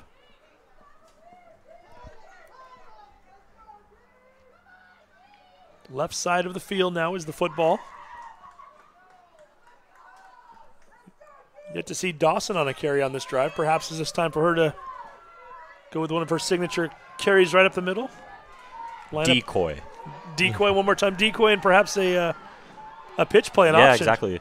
Triple option. The option's been feast or famine for them. They either get a lot of yards or they put the ball on the ground. And there is Dawson one more time, dragging a few different defenders down the field all the way to the 36-yard line.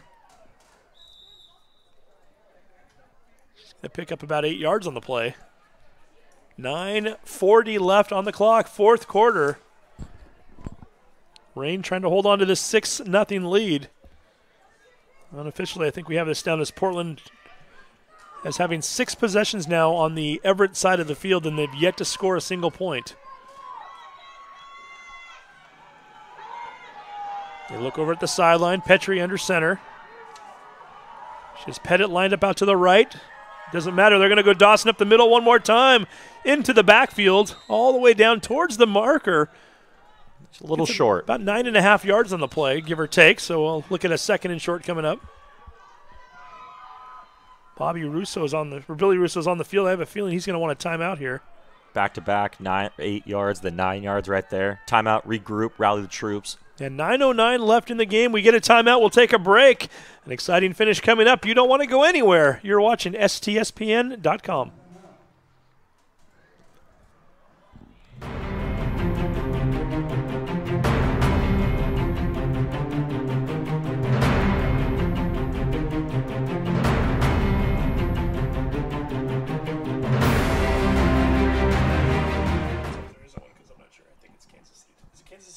Tiebreak for overtime? What?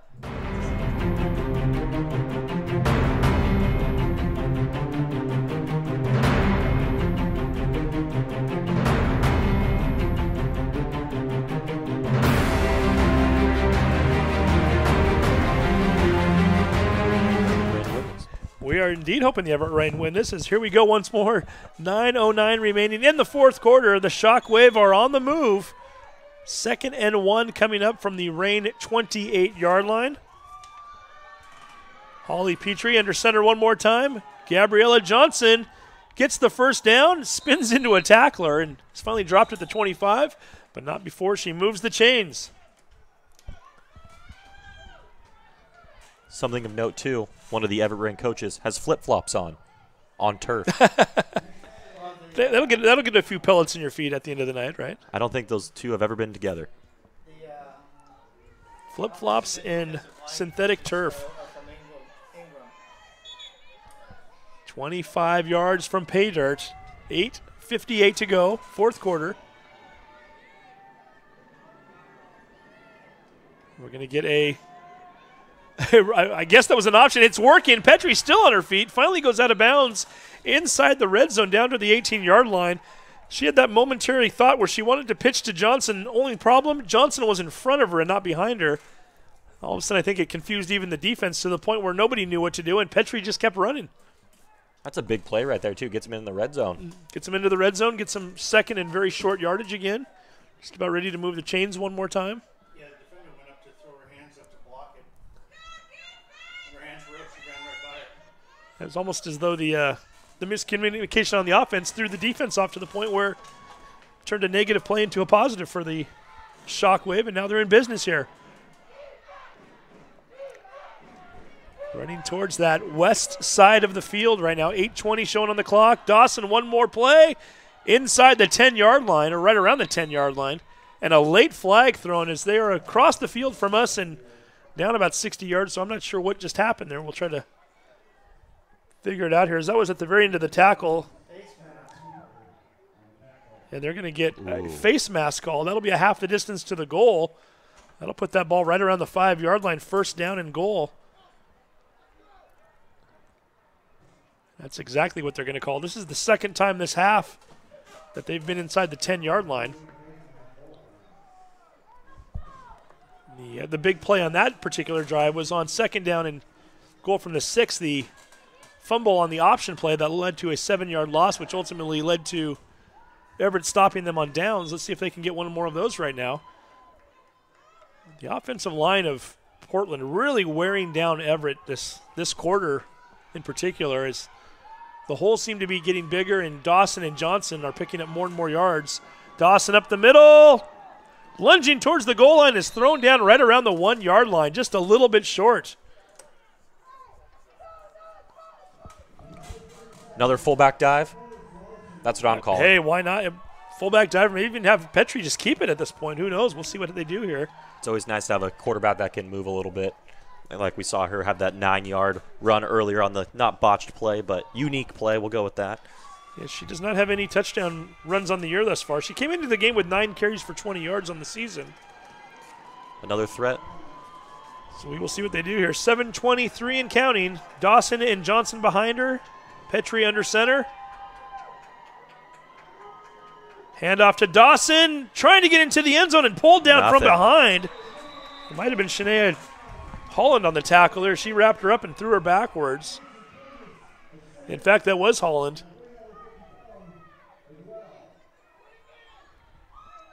Nice stop going right here. Got Reynolds, Buckmiller on that defensive line, number 96. Matson also in there making plays right now. See Brandy Wright out there wearing the pink. She's playing on the right side of the defensive line right now. Johnson now over on the left defensive end spot. Third down coming up. They keep it. Petrie pitches it late. Ball is on the ground again. Oh. Bounces right into Johnson's hand. She's at the 10, still running. Spinning. Fumble. She fumbled the football. She fumbled the football. Oh, man, that is tough for any Shockwave fans out there. And, in fact, they're going to say it was Portland, or it's Everett football. A little bit late on the signal. But Holland comes up with it at the 18-yard line, and that play was just a disaster from the get-go for Portland. So close, within inches of scoring, to pitching it back until running it and keep on just running it back, and then a fumble. Oh, man. The option around the 1 yard line is just a dangerous thing anyway. Always. You've already put the ball in the turf a number of times tonight. Why you wouldn't just try to pound it up one more time or maybe even 2 times? Take a shot at it. Petrie throws that to Johnson. She's not ready. Johnson was lucky the first time. Ball just happened to take a perfect bounce back up into her hands. And, of course, she at that point is trying to make something out of nothing. Loses yards, fumbles it, and all of a sudden the Rain, with 6:20 to go in the fourth quarter, have the ball one more time. Hand off to Cornish. She's going to try to sweep around to the right. Once again, she's met by number 80, her nemesis for the night. And this time, Jacqueline Butler gets the better end of that deal, and she makes the tackle. Very physical, aggressive running still in the fourth quarter by the Hammer. Hammer doing a nice job there and keeping the ball in bounds, taking some time off the clock. Ran that ball more to the south than she did the east, but nonetheless kept herself in bounds, and you see the ticking of that clock, and now we're down to 5:37 to go here in the game.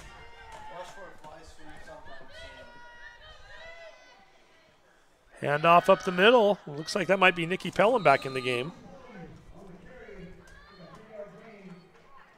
About a 3-yard gain. So in fact, that was number 21, Pelham. 3rd and 7. Do you try to sneak in a pass play here? No, I'm on the your clock's your best friend right here. You got to tick, tick, tick, tick, tick. But if you don't get the first down, you're giving the ball right back to him. Do you take that chance and get at least 3 more plays out of the drive? We'll see. If they get 3 more plays here, their chances to win are highly going up. This is a really big 3rd down. Watch for Holland. She's lined up in that tight end position on the left. See if it gets the football. Push, push. Barrels, pushes all the way past the yardage marker towards the first down at the 30-yard line. She does, in fact, get enough for a first down. Coach Alex Clausius making the right call there. Got the whiteboard up here. The plays are being called. First downs are being issued. The clock continues to tick. And all is well in the Everett Rain world. 4:30 to go, and new set of downs. 1st and 10 from their own 30.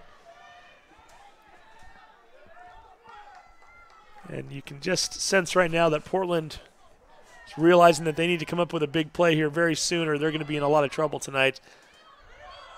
Handoff up the middle. Nikki Pelham one more time. Picked up around 9 yards on the play. Nice job by the entire crew up there. The offensive line giving her some great push on that play.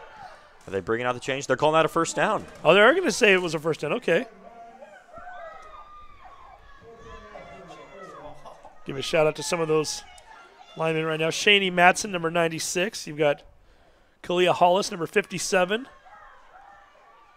That's your left side. Paving the way. Number 69, Lionheart, Leanne Lehman, who's been doing it for a few years now, one of the top linemen in the league.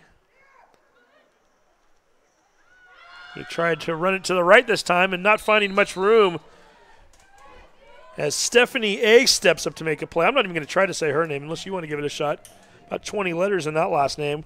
Alimata Fidafi. There we go. She is listed at 5'10", 395 pounds. 5:10, 3:95. We get a timeout with 3:25 to go in the game. We'll take another quick break. The Everett Rain trying to hold on to the football and hold on to the victory. They lead 6-0. You are watching STSPN.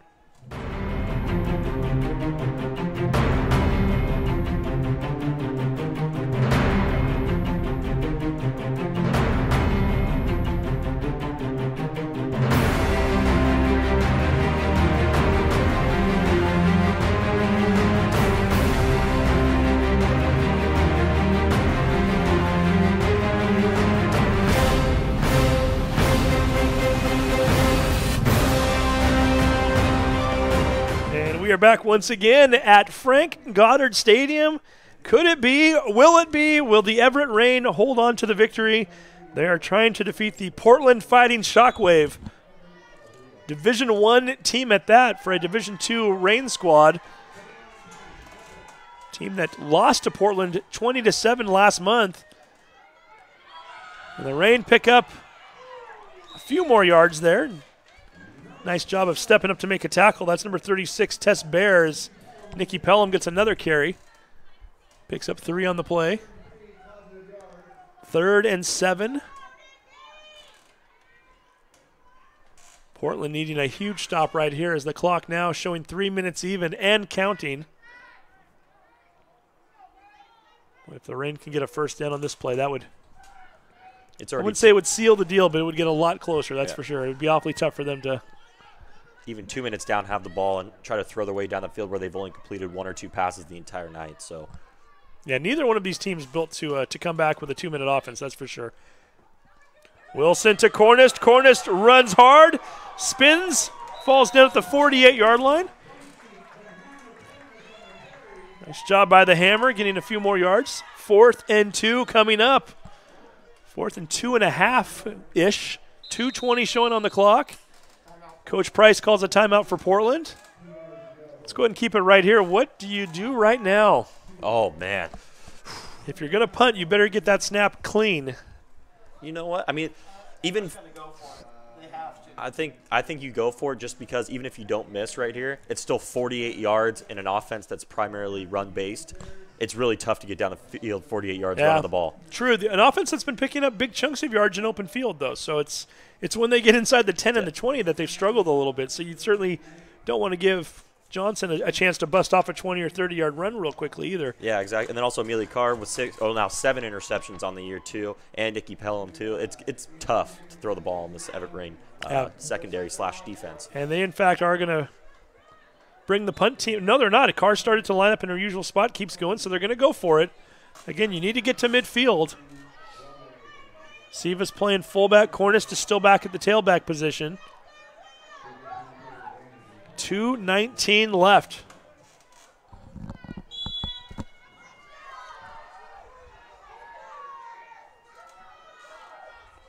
High formation. Portland showing blitz here. They're going to bring everybody. Stack the line. Hand off to Cornish. She looks to sweep. She can smell Gets past midfield. Tiptoes along the sideline. Finally goes out at the 42, but picks up 10 yards and a huge Rain first down. The sideline's fired up over here, Steve. Sideline is fired up. You can hear the fans going nuts below us. Beetle mode getting in on the action. Beetle too. mode's excited. He just turned about 3 different shades of green. Oh, wait, no, that's his outfit. Never mind.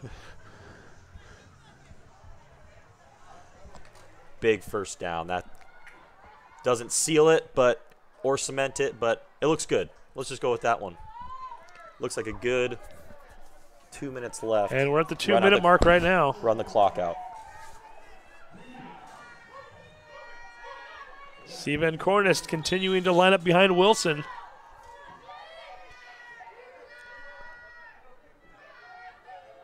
Portland stacking the line one more time. Siva, hold on to that football, whatever you do. They're trying to strip it. Picks up a yard, goes down. Tell those running backs right now, 2 hands on the ball, 2 arms, 2 hands, whatever it takes. Do not let that football touch the ground. One thing I'm really impressed by the Rain is this is a great drive to finish the game, too. They started all the way back there after the turnover as well. They've gone down 40 yards, getting first downs, keeping that clock moving. So the Reign looking like they're going to be 5-1 on the season. Again, these two teams playing again in 2 weeks down in Portland. And then it's off to the playoffs. The Reign's still not sure who they're going to be playing. It's a tough league this year. You've got the Mile High Blades and the San Diego Rebellion, all 4-1 also going into the night. Mile High's been blowing their opponents out, too. They've outscored their opponents 216-54 this year. But right now, the Reign aren't too worried about that. The Reign are worried about this victory here and finishing off the season. Billy thinks it's going to be San Diego. We're being told right now that Coach Russo is But with this win, we may be at home. Oh. yeah, we might have just gotten a home game with this. This win might change things a little bit, so we'll certainly have to keep our eye on things. But We'll be here if it is. and if in fact the Reign do get a home playoff game, we will in fact be broadcasting that on STSPN. So stay tuned for that. Steve, this one's for you too. Stephanie Alimata Fidafi. A little slow getting off the field on that play. That's our favorite number 95 out Yes. there. Alimata Fifa. Bless you. Yeah, try saying that 10 times fast, huh? The 4-year wily old vet out of Portland State. 5'10", 395. That is a that's not an easy thing to run around when you're trying to get yardage on short downs. Mata Ifafi. Fidafi. I'll buy a vowel. Yes. She's back out there on the field. 3rd and 11 coming up, 59 seconds to go. Wilson to Cornist. They try to tackle around the ankles, can't do it. Cornist holding onto that ball tightly, trying to stay in bounds. Gets pushed out at the 44-yard line with 49 seconds left. And guess what? Portland, They're making it interesting. going to make it interesting here. 4th down coming up. That was a bad call. Her progress was stopped when she went out of bounds. 49 seconds left. Yeah, give Cornist credit. She was trying to stay in bounds. We're a little surprised up here in the booth that the referees did not whistle that one quicker than they did. Certainly forward progress was stopped. It looks like the punting unit. Punting unit is indeed on, and I think if I am Coach Russo and the rest of the gang, I am telling Carr, whatever you do, kick it out of bounds right now. I don't think you want to even give Lewis or Pettit a chance to return this one. And they switched spots. Yeah, that's kind of interesting. That's all night. And there's a fumble on the snap. Carr picks it up, starts to run. Ooh, it takes a hard lick, but I think they blew the whistle before that.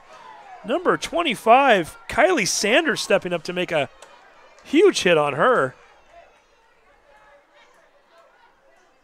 Amelia getting pinballed into the air there. Pinwheeled, I should say. Stays in the game. They really need her right now. You got 39 seconds on the clock. They're going to spot the ball. I believe at the 42. Let's make sure that that's...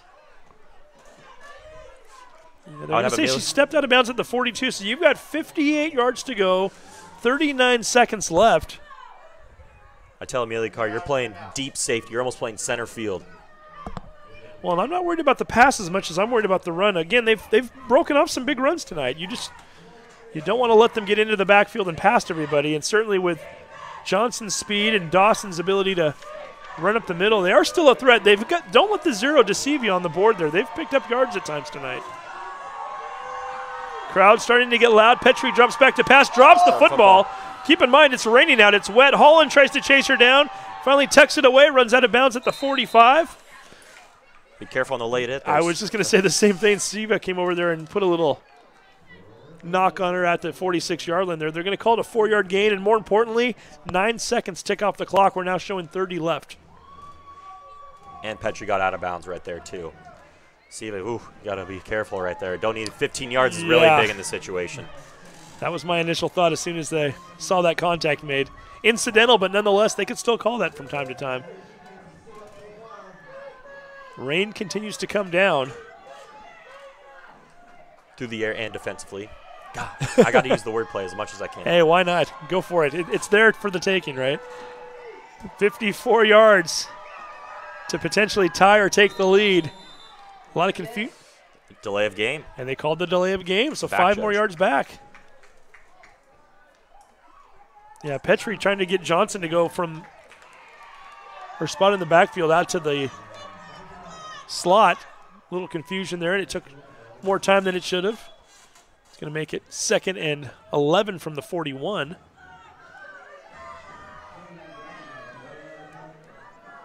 Second straight week. We've had an exciting finish. Last week, the Tacoma Trauma were trying to threaten.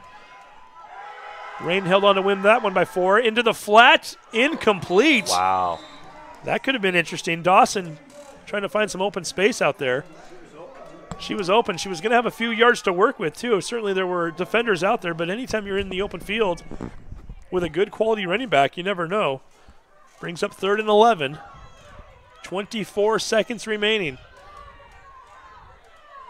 Do you have a hook and ladder or anything like that in the arsenal? Ooh, I was just thinking something like that. Ooh. Maybe like a pass with the running back, or there has to be some sort of trickery because we have 0-4 of last passing. So there has to be some sort of creativity to catch the Everett Rain defense off guard. If it's in the playbook, this is when you dial it up. So we'll see what they do here. 24 seconds left. Shockwave with the ball. Petrie fumbles it. Picks it up. Getting pressured. Holland trying to chase her down as his ride. Rolls out, fires it up into the air. Incomplete. 15 seconds left. Jackie Lewis, the intended receiver on the play. Yeah, Lewis trying to come back on that play as Petrie really just running for survival mode at that point, as Holland and Wright were both chasing her. Fans are starting to sense it. You can hear them getting louder below us here.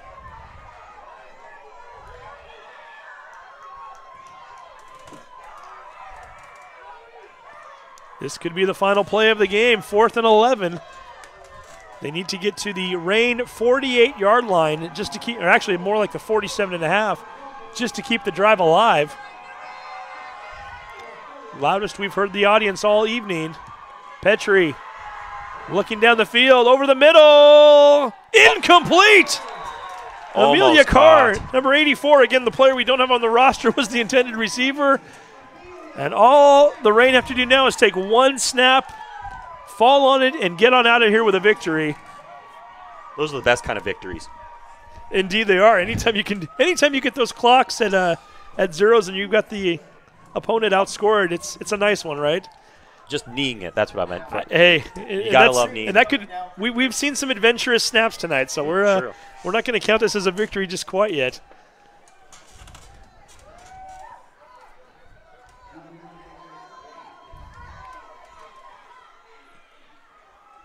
And they are in the victory formation here. Pelham and Siva lined up right next to Wilson. Really, right next to her. Just in case for that bad snap. Clean snap by Lehman, and we're out of here. And there it is. The knee is down. The clock is out, and the Everett Rain have defeated the Portland Fighting Shockwave 6-0. Thanks in large part to a great defensive effort tonight, and Amelia Carr 75-yard interception return for a touchdown, and numerous stops inside their own territory by the Everett Rain. Again, they were stingy all night, giving up yards at times, but never giving up points, and avenging their only loss of the season to a team that is a Division I opponent. And right now there is a lot of celebration, and why not? The Everett Rain with a huge victory this evening. It's always good to get back at the team who beat you. Make it even, 1-1. And I know they play here in about 2 weeks, you said, down in Portland? 2 more weeks down in Portland. That's the final regular season game of the year for the Rain. Portland, on the other hand, they've got 2 more games left. They're going to be playing at Tacoma on June 9th. So they've got 1 more trip up into the state of Washington. A Tacoma team that they've already beaten pretty handily twice this year. So the rubber match, if you will, of this series coming up in 2 weeks. These two teams now with a 1 win apiece. I believe the game 2 weeks ago, the Rain actually were leading that game going into the 4th quarter before the Shockwave came back and beat them in the final period. This time, though, the Rain holding on and getting the victory. A lot of celebration going on down on the field there. They're waving at their fans right now. We're doing the Whose House, Our House chant right now. We'll keep it here for just a moment before we sign off. No post-game interviews tonight, right, Todd Elvick? So we're going to waving at their fans. Nice victory tonight for the ladies. Nice victory for Coach Russo and the rest of the staff. doing. Quarterback's 2-0. Rookie quarterback. And the quarterback now 2-0 on the season. Walsh. 6-1, or 5-1 rather, are the Everett Rain. Again, final score tonight: Everett Rain 6, Portland Fighting Shockwave 0. Alex Clausius, what'd you think? Your first WFA football game. It was very interesting due to the fact of field position. I think that we hear that all the time in the NFL and college and everything like that. You hear field position and this and that, and this it truly means it because running yards is a premium, and flipping the field and turnovers, it's a lot different than what I've seen before, but very interesting. Yeah, turnovers were indeed the biggest factor tonight. We saw a couple of them there inside the 10-yard line and a few others inside the 30 or 20-yard line. So again, the Everett Rain pulling off the victory. Unless there's another home game left, this will be our final broadcast of the season. The Rain are down in Tacoma next week, but we're not making that trip, right? And then we'll wait to see what the announcement is. And then we'll see. So again, the Everett Rain finishing off their home season strong. 6-0 victory. Alex, thank you very much for coming in on such late notice. Anytime, sir. Appreciate it. Todd Elvick, a great job by you as always, making the STSPN train chug on down the tracks as always, with all his equipment and buttons and whistles and everything else, duct tape and anything else he needs. He makes it work, and indeed we've had a great time this season and certainly had a great time tonight. Again, the Everett Rain 6, the Portland Shockwave 0. Have a great night. Enjoy the rest of your evening.